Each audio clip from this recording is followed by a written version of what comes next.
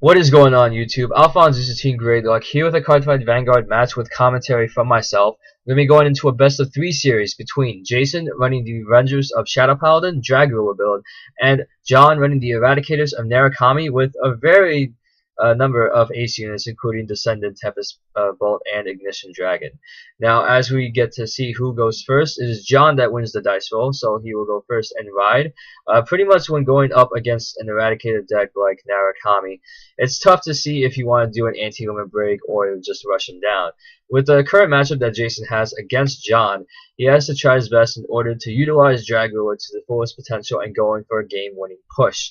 Now, what helps him out a lot here is utilizing Shadow Lancer. Now, if you haven't seen the deck profile that Jason has done on the Shadow Paladin Dragruler build, I'll put a link to that video down below, and therefore you get to check that out for yourself, so you can go into this match with a little bit more knowledge of what his deck consists of. If you guys actually want to see what John has his deck built up, feel free to comment down below as well.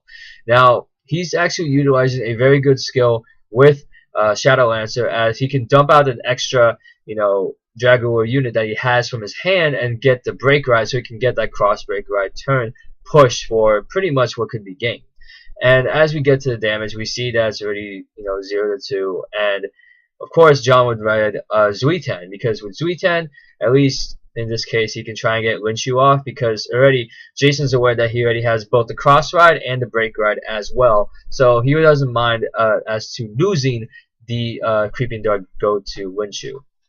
Now, as we see here, John manages to successfully not only get the crit, but also get Zuitan's skill off to soul charge and to unflip a damage. It's definitely one of the best units to ride for a Narukamis unit on, ride 2. Now, as we see here, we see Jason trying to go in for just a regular push, trying to see if he can actually draw aggro away from the Vanguard, since he's already at 2 damage, to Shadow Lancer. And that's pretty much for that turn. And unfortunately, he wasn't able to do much because he didn't get a stand trigger in order to help that Shadow Lancer hit a 12k. And of course, that'll be lost to Cholo. Now, of course, with Tempest Bolt Dragon, he's already hitting for pretty high numbers, as Jason's field is already cleared. And with the 2 drive checks that he had, he managed to at least get a draw trigger off of that. But that heal trigger, Jason admitted it actually saved him, because now he can at least ride Mordred just fine without worrying about him getting a crit when Tempest Bolt comes in, especially since he probably doesn't have a perfect guard in his hand. Now, when trying to figure out what to do in terms of countering the break ride, the Tempest Bolt strategy is to at least fill up the field to a reasonable amount that, at least for now, he's not at 4 damage, so he doesn't have to fear about him getting a crit. And what he's doing right here, he's actually having Judge Bow, he's explaining the skill. And of course, the unit hits, counterblast 1 soul charge, you get 2 grade 1 units, and you call them rest to your field, which is a pretty good move. I'm surprised that John didn't pick that up, but of course, it's alright. Usually you don't want to guard Vanguard attacks this early on. You're not playing against decks that revolve around that early game build. Of course, what Jason's going to be doing right now, once he uses Judge Bow skills, he already thins out the deck, so that's less of a chance of triggers, and so he decides to call 2 grade 1 units to his field at rest, and therefore that saves cards from his hand to try and do so, so it is a +1. So he managed to get both Glon, the special booster for Mordred, and the 10k attacker. Now, with John, when he's going to be going in, he's probably going to leave it up to Tempest Bolt just to see how far he can go, because he does like hitting those numbers, and at least with 5 spots open on the field, Tempest Bolt will be swinging in for a pretty decent number. And as long as he manages to get the draws in order to get boosters or whatnot, Tempest Bolt with 4 spots open this time, he's going to be swinging in for, I think, since it's +2 per empty guard, I think it should be over 20k. And so now that John activated Jason's break ride turn, now it's going to get really silly. As Jason would begin his turn, he took the 5th damage because he's already familiar that he's not that worried, because he's probably going to need all of those counterblasts anyway for not only the break ride skill, but for Dragruler as well. And of course, usually with Mordred Phantom, you always want to try and get the most useful unit, the most bang for your buck. In this case, it is Rukier, the person where we call grade 1 unit gains +3, and already he's already swinging for a +5 on his call with the break ride skill, so he's swinging for a 21k column in that one alone. And this is where things get really heated up, as you get to see mana being used not only once, but he's going to use it twice. Pretty much you don't have to worry too much about damage early game when you're playing Dragruler, because you're going to be giving damage anyway. So that's why he would actually run a 12 stands. In the video, he did mention that he tried the 4 draw 8 stand build with 4 heals, but he decided to just go with the 12 stands just to see how it would be. And now we're going to see the true power of Rukier, as not only we get to see Dragruler's skill used not once but twice, that he actually gets to be dealt damage. Now, even though that he did damage check a critical trigger there, it's actually not that bad. He, I guess since this was one of his early matches in playtesting, he was not that familiar as to what he would retire. Now, when he called this column in particular, I don't know why he would do that. Maybe it's because he does have a 10k attacker in hand, so he doesn't mind losing that. But of course, you know, the thing is, what he doesn't realize is that John already damage checked a crit trigger on his 4th damage. So Tempest Bolt is already at a good 16k base Vanguard for now. And I guess why Jason wanted to do that is that he already had columns set up already. He probably built up that hand advantage to see what would actually happen. And thankfully for Jason, he didn't get a 5th damage trigger check, or else this break ride turn would have been looking less deadly by the moment. And the thing is, if he got that damage trigger on the 5th, then that column with Masquerade, it wouldn't even hit at all. And so that's why it should be very cautious about it. But the thing is, though, it still hits a magic number column, so you don't have to worry about, you know, even if it was the 10k attacker that was behind Masquerade, because at this rate he is going in for game, and it's pretty much a make or break turn of it. So luckily with Rukier, he's already swinging in for about 36, 31k, 33k. John had to drop a 10k shield and 2 5k shields to hit a good 36, yeah, because he was at 16, so 26, and then the 2 5k shields. Of course, it helped him out a little bit, but of course, once it hits, you know, break ride turn, you better have a perfect guard, or else you're gonna be taking a lot of damage. And if you don't, it's going to hurt quite a bit. So of course John will drop the perfect guard right here, and what Jason had to bank on the stand trigger in order to make this turn really absolute. And that second trigger check for the stand trigger, it managed to hit enough, because this guy now, not only with the stand triggers and the break ride skill, he's already at 19, but then when you call for Dragruler skill and he gets the +3s, he's already hitting for over 21. So that is a very deadly column that John will be unable to guard for, and he got the 6 damage, and it cost him the game. And you know, looking at his hand, he pretty much didn't have enough to guard for it anyways, even if he, you know, even if he didn't assign power to Rukier. Alrighty, so now let's see what we have here. For game 2, this game has been interesting because, well, I'm not going to spoil it for you yet, but we're going to see what happens. Now with the knowledge that both John and Jason have about the decks, at least in game 1, probably thinking about in game 2, you probably don't want to hit limit break for either one of these, especially if they're already in the position to cross break or break ride. So it's going to be an extremely deadly game for whoever gets the limit break first. And if they cannot finish off the opponent in the limit break, then most likely the second player that does the break ride or limit break will win, because you have to commit a lot of resources. So unless you have a healthy hand, it's unlikely that you'll be able to guard for that person's limit break, unless you manage to kind of get everything in tow. Now, as we begin this turn right here, he does the same play as usual from game 1. Rides Z10, and of course, try and get in that early game aggro pressure, since now Jason is going to be doing his best to try and get to the cross break ride. Now, he's not going to get the turn, because now he actually does need the Creeping Dark Goat, because it seems like he doesn't have the grade 3 in hand. Again, Alex is just fixing up Windshoe. So it's better for him to at least get Rukier and get some extra damage power out here, because it seems like he's not getting the grade 3 that he's trying to have. So unfortunately, he has to shuffle his deck again, and the triggers looked alright.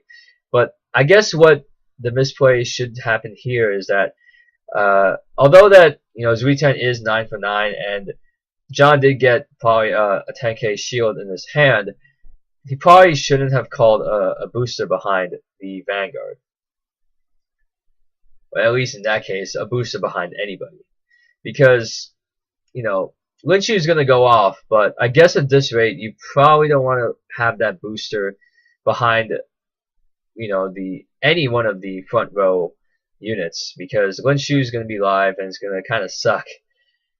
And the thing is, though, even if he gets Mordred Phantom, he's probably going to do a break ride and recover that anyway, so that Lynchu probably would have been, useless and put him in a free spot. Of course, since Jason is running 12 stands, you always want to attack with the rear guards first before attacking with the Vanguard. And luckily, he did get a stand trigger for that, so that's some early aggro pressure onto John. Of course, it is 2 damage to 1. Actually, it is 1 damage. I'm sorry. This leaves kind of throw me off. But now that Mana already called in the grade 1 monster or unit, he has to get shuffled into the bottom of the deck, not shuffled back in. My apologies. So now he rides Ignition Dragon. And Ignition Dragon pretty much is going to be getting a lot of craziness here with this double crit. And now that's going to put Jason at 4 damage. And surprisingly, he didn't damage check any of his grade 3s. So pretty much he's going to be stuck with a front row for another turn. And it's going to probably cost him game 2 because, of course, Gradelock is a thing. And, of course, nobody in the anime gets Gradelock, but why figure? And the thing is, though, he still didn't damage check a grade 3, and he didn't get it. So, unfortunately, he'll have to make the best of it and try his best in order to get in just whatever aggression he has left. He's already at 3 damage for John, and, of course, if he gets a heal trigger, that's going to be alright, but at this rate, he's only going to have 1 drive check with this attack.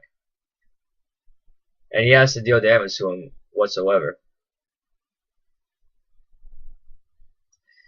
Of course, Vanguard can't hit. You have to rely on the trigger, but of course Jason had to do it. I guess, when you Gradelock at this rate, there's no way you can actually make a comeback, especially now that he broke Road Descendant. And just to at least get everything into play, he does use a skill, retire his entire field, and therefore, just to at least get the special counter blast with Descendant, he goes with a 26k Vanguard. And he damage checks Judge Vow. So that's the end of game 2. So finally we're going to get into the deciding game of game 3. And don't worry, this series, it will count. So we'll see what happens in this final installment of this match. As you get the dice rolls to see who goes first. Now, at least I can assure you that nobody got Gradelocked in this match. So hopefully everything goes right outside of trigger sucking. So then as we see the player take the first turn, John wins, so he's going to ride his grade 1 and go in. And unfortunately, Jason has to ride a perfect guard, of course, because I wouldn't want to see another Gradelock game at this rate. So, of course, usually for almost the whole match, he's always been drive checking that stand trigger. And it probably would have had more benefit if he had the 10k attacker, but I guess with the field that John set up now on turn 2, he's going to be a lot more weak. He's going to be weaker, I guess, to John's more heavy column attack, especially onto a 10k attacker.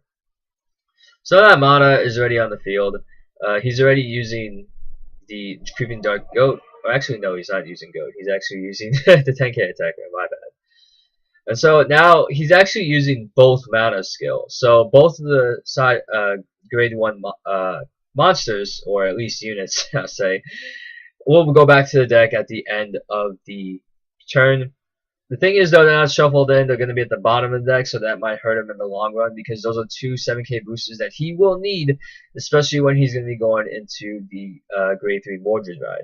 So what he's going to be trying to do, he's trying to get in that damage and see if he can get another stand trigger for that extra attack so that John can either take 1 more damage or drop more hand. It will make it harder for him to guard, especially when he goes on the cross break ride turn. After he takes that damage, John will go and ride into turn 3, where he will actually ride Descendant.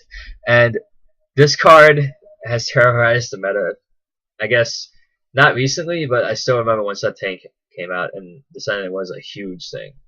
We got a draw trigger off of the unit, and fortunately for Jason, he only got to 2 damage by the time he has gotten to the grade 3. And of course, he's going in with double Rukiers at the front row and Glan supporting from the back. And probably now he's probably hitting himself in the head because he used both mana skill, and he's probably not going to get a decent booster for a while unless he gets another cross break ride or even a break ride on break ride. So he's going to give his monsters and try and do his best in order to either clear field or make use of the stand triggers that he has. Because the thing is that once it hits that 4th damage for John, it's going to be a limit break Eradicator with a crit. Of course, if he doesn't let it hit. He's going to call Tempest Bolt to try and get rid of interceptors so that the stand triggers will not be as useful, especially if he gets double stands. So that's one unit that could have been out. But thankfully for Jason, he already has some units to answer for that in the form of Masquerade, the 12k attacker. Of course, he's using use strategy, attack with those rear guards first, try and take out those interceptors. And of course, that 12k does help a lot, as he wouldn't need a booster to hit the Vanguard. Of course, he gets the Mordred, and then he gets the Masquerade. So at least if they try attacking his rear guards again, he's probably going to be okay with it since he can just call them again. But what we have seen, though, is that Jason really doesn't have any grade 1 boosters for his rear guard columns, which can hurt him in the long run because that means it would only be 5k drops. Of course, with Descendant, boom, no crit trigger, but it does give him the break ride. The heal trigger doesn't go off, but that doesn't matter because now he's going to be using his break ride skill in order to try and get the grade 1 or grade 2s that he needs. Because whatever that unit is called is going to get a 5k boost. Just wondering here what he's going to be doing. He's probably going to call out a booster, but since with the units that I've seen drive checked in his hand, he's going to call Masquerade. Alrighty, so that's already starting out as a 17k hit, so at least John will have to drop a 10k shield for that. But hopefully he'll have some at least boosters to help him out even more. Unless he doesn't want to suffer the wrath of Eradicators if John decides to even, ride a Tempest Bolt or use another Vanguard outside of Descendant to clear his field. Because at this rate, Jason's not really hitting for high numbers in his rear guard columns. Unfortunately, at least for Mordred, he has to bait out the perfect guard with that. Even though it's a special booster, why not?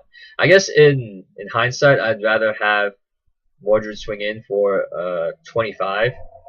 I think that's what Gaunt was boosting for now, but still, it's at least some aggro pressure. So now John's in a very good place right now because now he's swinging in for 16k, and with not enough cards to hit, he probably can't do it because it's going to get the crit, and even if he blocked it, that Eradicator is going to be swinging in for some pretty high numbers. So John manages to take game 3 with the help of Descendant packing it out, and unfortunately Jason wasn't able to get the Mordred Dragruler. The unfortunate part was that he was actually only running 2. He didn't realize it, so maybe that third Dragruler could have helped him out. And that's it for this Cardfight Vanguard match. I hope that you guys enjoyed this. If you have any suggestions, comment down below. And that's it for me, AlphonZeus. Take care, guys.